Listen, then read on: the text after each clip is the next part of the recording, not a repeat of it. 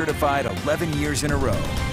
Let's check your weather out there with meteorologist Thomas Gieboy. How are we starting off our holiday weekend, Thomas? Well, so far this morning, Brian, things have been relatively quiet, but we have been tracking at least a few showers out there, most notably in the Uinta Basin. And we've been tracking a couple of showers in Juab County and up towards Box Elder County. But really, as we get from the morning into the afternoon, that's when the chance for showers and thunderstorms will begin to increase again, as we still have monsoon moisture in place, but the bulk of the monsoon moisture is now working its way more so into Colorado. So we'll see scattered afternoon showers and thunderstorms predominantly in the eastern half of the state east of I-15. But if you're along I-15 and in northwestern Utah, an isolated storm will be a possibility at least through today.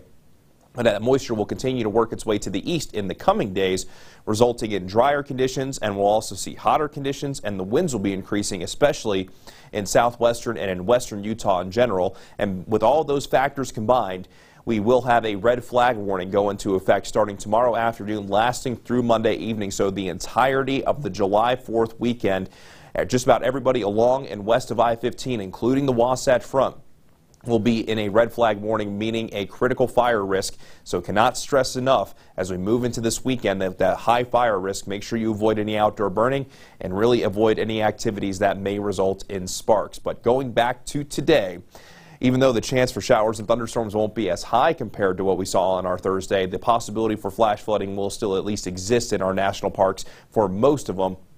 So that's something to keep in mind if you're going to be going for a hike today. But in the meantime, if you're about to go for a hike at Arches National Park, you're going to have a lot of beautiful scenery and a beautiful sky. That is gorgeous looking from Arches National Park. Then in Syracuse, looking towards Antelope Island, do have a little bit of cloud coverage above, but calm conditions down below.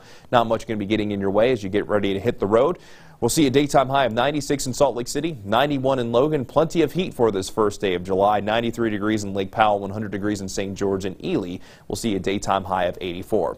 Let's begin the Futurecast at 9 o'clock this morning, and as we get from the morning into the afternoon, you'll start to see those isolated showers really beginning to develop, kind of concentrated south of I-70, east of I-15, in southeastern Utah, favoring the higher terrain. But by noon, you could also see an isolated shower maybe around Iron County.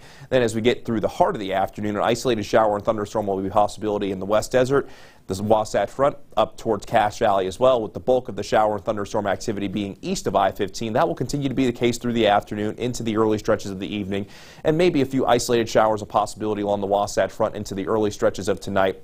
But our skies will calm down quite a bit as we lose the daytime heating. Then for our Saturday, that monsoon moisture continuing to move to the east. The best chance for showers and thunderstorms will be mainly in our border counties against Colorado, with maybe a few isolated showers a little bit closer to the I-15 corridor, favoring the higher terrain.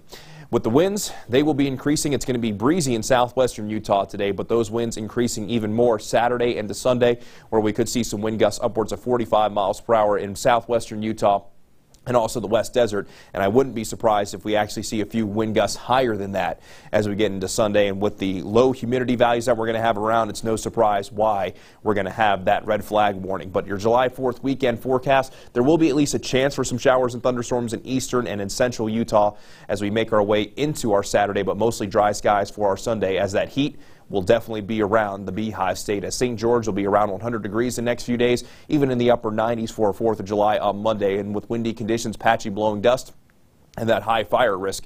And along the Wasatch Front, with that daytime high will go from the mid-90s today with a slight chance for an isolated thunderstorm, with dry conditions Saturday, Sunday, and into Monday with the daytime high close to 100 degrees with breezy and windy conditions. And it's going to be more heat and the breezy conditions through most of next week as well.